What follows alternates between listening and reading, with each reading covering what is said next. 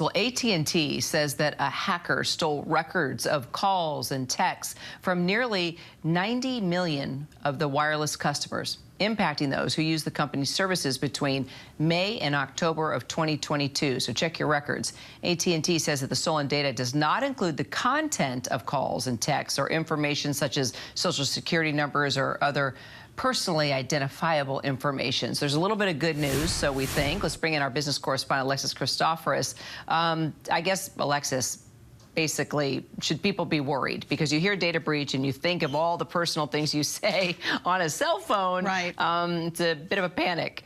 Yeah, unfortunately, these data breaches are becoming more common, and AT&T said it became aware of it in April when it saw that there was an illegal download from a third-party cloud provider that it uses. And the good news here is that the actual contents of those calls and text messages, what you may have said or written to someone else, has not been stolen. What was stolen were the phone numbers associated with those text messages and calls, not people's names, not people's social security numbers, but even AT&T acknowledges that with public databases, you can cross-reference somebody's telephone number and quite easily get their name. So this information, as far as AT&T knows, has not been made public. They did tell the Department of Justice about it. The FBI was investigating. The FBI actually asked AT&T to hold on to this information, to not go public until now with it, because they thought it might be a national security risk.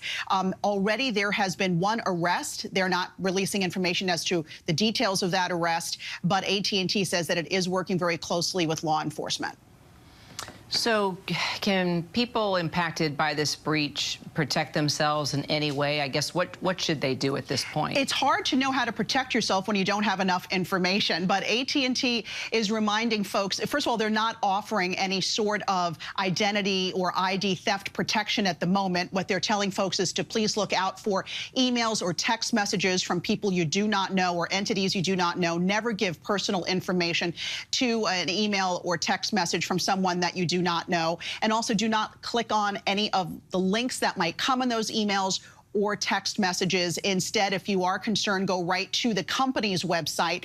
Don't click on that link. And you can also check out your own AT&T account online to see if your data has been compromised. Kira. All right, Alexis, appreciate it. Great advice.